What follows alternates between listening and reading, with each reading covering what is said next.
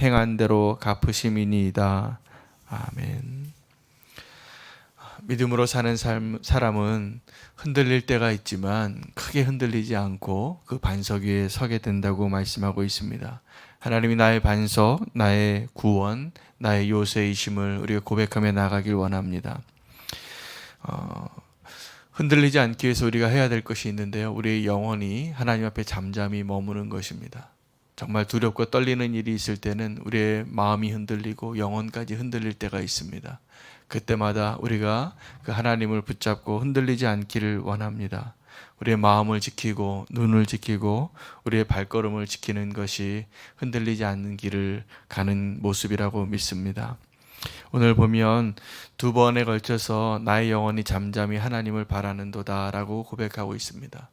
그런데 오늘 시편 기자의 고백을 시편 전체를 읽어보면 다른 시편에서도 나의 영혼이 잠잠히 하나님을 바라는도다 이 고백을 할 때 그 상황은 잠잠히 하나님을 바라볼 만한 상황이 아닐 때가 많이 있습니다.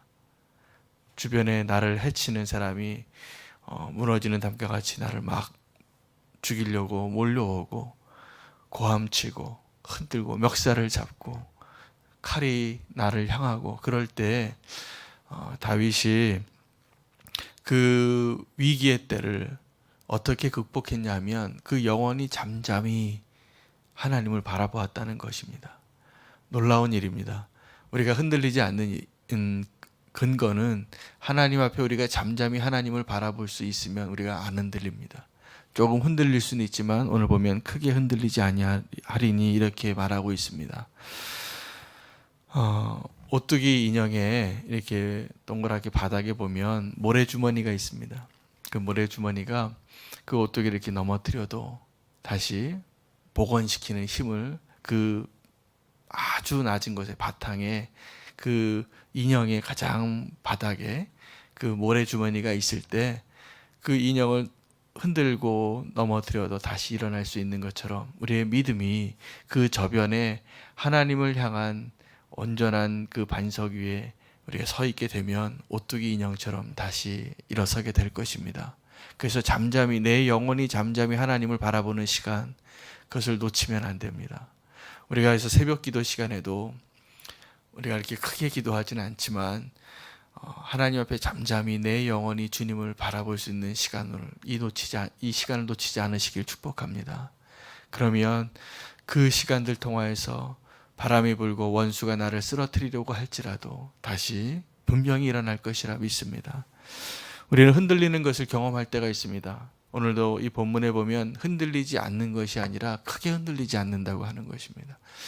이 포항에서 지진이 났을 때 사람들이 그 땅이 흔들리면 얼마나 두려웠겠어요. 그것은 그 오뚜기 인형의 그 밑에 있는 모래 주머니가 흔들리는 거예요. 그것이 이제 움직이기 시작하는 거예요. 우리가 이 바닥이 움직이는 것을 경험할 때 정말 두려워집니다. 그런데 그 땅이 흔들릴지라도 우리가 땅보다 더 중요한 내 무게중심이 어디에 있냐면 하나님에게 있습니다. 우리의 마음이 그 흔들리는 땅보다도 더 안전한 하나님을 향한 하나님에 대한 믿음으로 서 있게 된다면 이 세상이 우리를 흔들지 못할 것이라 믿습니다. 저는 그 폭풍 가운데 배를 타봤습니다. 그래서 정말 배가 전복이 될 뻔한 그런 위기에 있어 봤습니다. 그때 선교지에 있을 때였는데요. 이 배가 정말 이 파도에 덮쳐서 엔진이 고장이 났는데 파도가 이 배가 꽤 큰 배였는데 이 배보다 높은 파도가 옆에 보이는 거예요. 그래서 그 밑에 아래층 선실에 보면 동그란 창이 있는데 그 창으로 보이는 바다가 내가 물속에 수족관에 들어가 있는 것 같아요. 파도 밑에 있는 거죠. 이렇게 덮칠 수 있는. 요동이 치고 제가 멀미를 해서 다 토하고 그런 위기를 겪어서 한 7시간인가를 헤매다가 하나님의 은혜로 구사일생으로 그 배가 어떻게 빙빙빙빙 돌다가 그 폭풍 속에서 파도 속에서 항구에 도착을 했어요. 그때 제가 이 흔들리는 배 뒤집힐 것 같은 배에 있다가 항구에 딱 내딛는데 너무나 감사하더라고요. 이 흔들리지 않는 땅이 있다라는 게. 이 바다에서 빠질 것 같은 그러한 위기 가운데 있다가 이 흔들리지 않는 반석이 있는, 내가 디딜 수 있는 땅이 있다라는 거 정말 감사하게 느낀 적이 있습니다. 우리가 이렇게 흔들리는 가운데 있다가 흔들리지 않는 반석과 같은 하나님의 그 존재 앞에 우리의 믿음이 온전히 세워지기를 축복합니다. 이 세상에 흔들리지 않는 삶을 살기를 원합니다. 이 지금 시편 기자가 흔들리는 이유는 원수들 때문에 그랬습니다. 3절과 4절에 보면 그 원수가 어떻게 달려왔는지 고백하고 있습니다.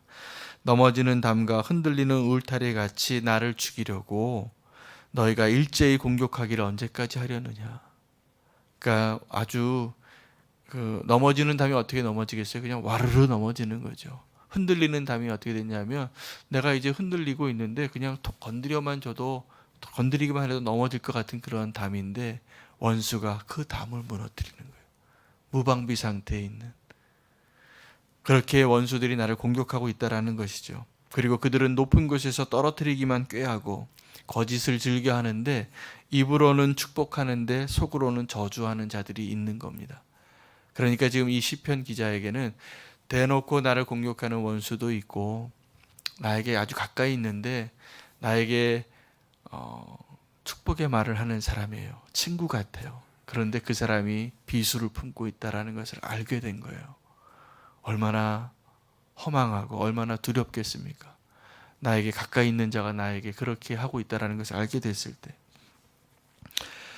그러한 위기 가운데 있을 때 이 시편 기자는 흔들리지 않는 그 고백을 하고 있는 것입니다. 그런데 그 흔들리지 않는 고백을 할 수 있는 이유는 8절에 있습니다.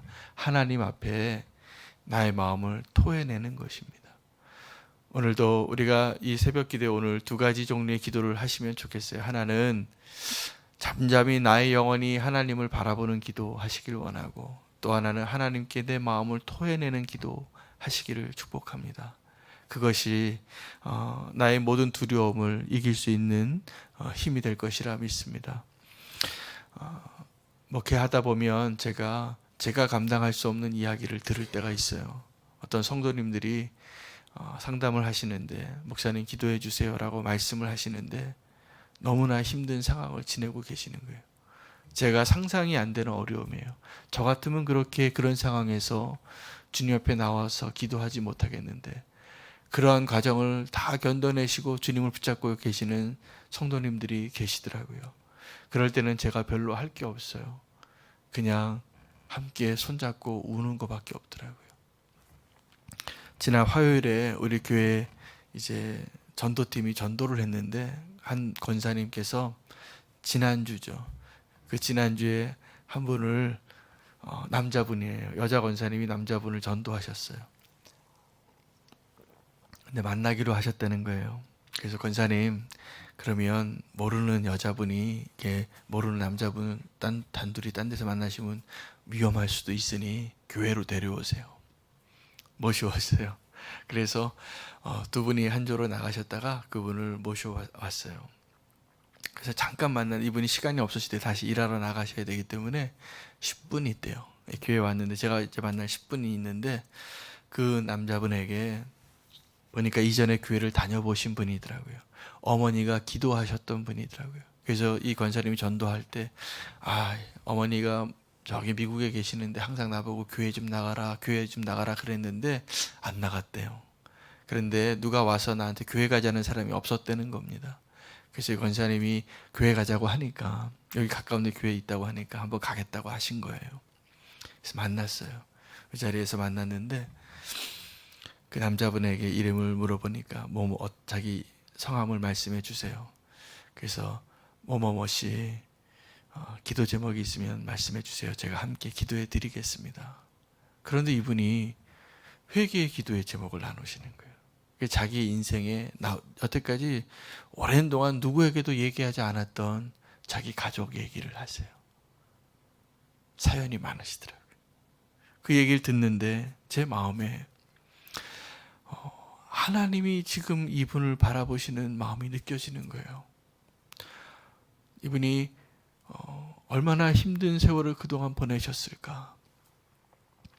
하나님이 이분을 얼마나 사랑해서 지나가는 전도대에게 이분을 만나게 하고 지금 이 자리에 앉아있게 하셨을까? 그리고 이분의 어머님이, 아주 노구의 어머님이 미국에 계신데 이 아들을 위해서 얼마나 기도하셨을까? 소식이 끊기고 지금 혼자 계신 거예요. 그래서 이분을 위해서 기도하는데 제가 눈물이 팍 쏟아지는 거예요. 그냥 마음을 토하는데 그냥 함께 기도할 수밖에 없더라고요. 그래서 그냥 처음 만난 분을 위해서 펑펑 울면서 기도했어요. 그분을 끌어안고 이번 주일에 꼭 오시라고 약속했어요. 여러분 기도해 주세요. 그분이 우리 교회 오시기로 했어요. 이번 주일에. 하나님 앞에 마음을 쏟아놓는 자리를 제가 그때 경험하고, 하나님께서 그렇게 하나님 만나게 해주시는 사람들을 흔들리지 않게 붙잡아 주시겠구나. 우리가 하나님 앞에 그렇게 고백하는, 오늘 시편 기자가 그렇게 고백하는 겁니다. 시시때때로 하나님을 의지하고 그 앞에 그 마음을 토해내라. 8절 말씀입니다. 그가 우리의 피난처이시니.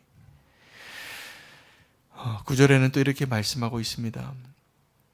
슬프도다 사람은 입김이요 인생도 속임수니 저울에 달아보면 그들은 입김보다 가벼우니라. 이 한 구절이 인생이 무언가를 말해주고 있더라고요. 오늘 한글 성경에는 그냥 사람은 입김이요 인생은 속임수니 이렇게 되어 있지만 영어 성경을 보면 이렇게 되어 있어요. 사람은 이라고 한 그 표현에는 로우번, 비천한 사람을 이야기하고 있고, 인생은 속임수이니 라고 말한 인생은 하이본, 고귀한 사람을 이야기하고 있어요. 그런데 이 시편이 뭐라고 얘기하고 있냐면 비천한 자 인생이 입김과 같다는 거예요. 훅 불면 사라지는 것 같은.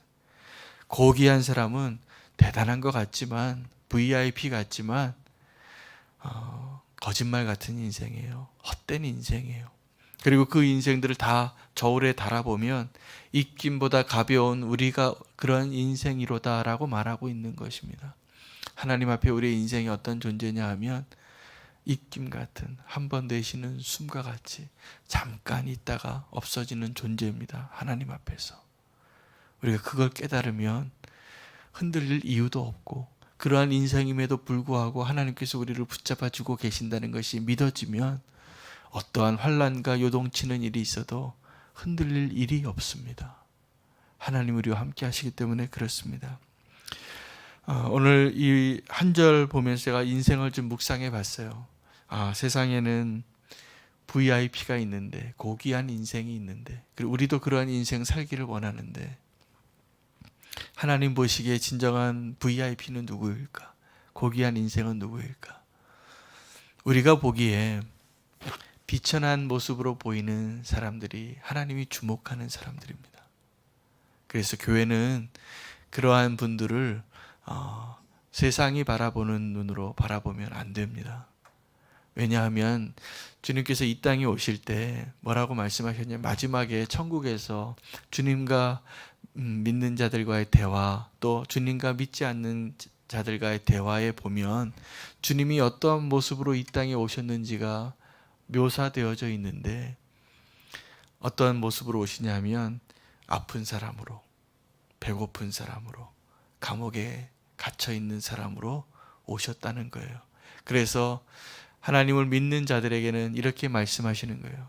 내가 아플 때 찾아와줘서, 내 병실에 찾아와줘서 고마웠다.